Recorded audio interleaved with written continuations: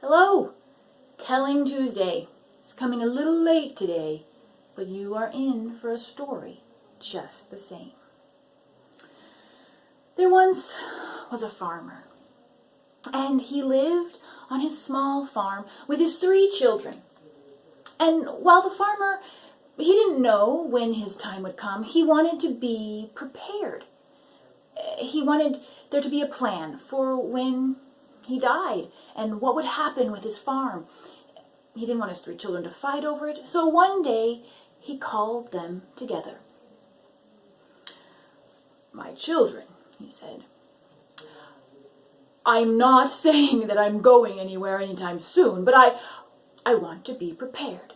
I want you to know my wishes for our farm. It's a small parcel of land. It's not large. I don't want to divide it amongst you. I want to keep our farm as one. And so, when I pass, I will leave the farm to one of you.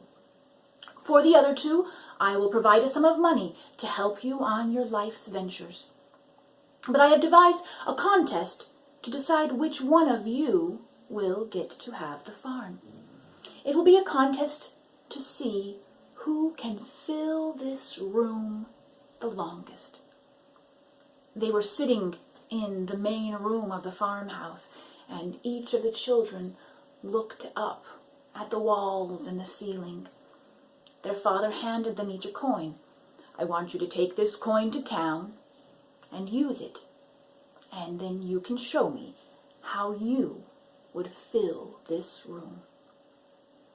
Well, there were 2 brothers and the youngest sister. The brothers were very anxious to procure the farm.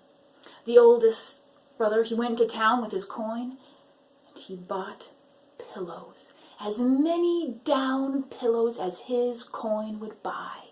He brought them home in bundles. He took them there into the main room, and he began ripping open every pillow. The feathers billowed up into the air. The windows were open, and the breeze came in, sending the feathers spiraling. And as the brother danced around the room, his family watched as the feathers filled the entire space. Round and round the feathers went, filling until the breeze died down, and slowly the feathers began to make their way to the ground, until there was only an inch of feathers. And the father, he said, "My son, you have filled this room for more than an hour. Well done." And the second son, he took his coin to town, and with it he bought as many candles as his coin would buy. He carried the candles hanging home on a stick, and when he got home, he cut the wicks and he placed candles all over the room.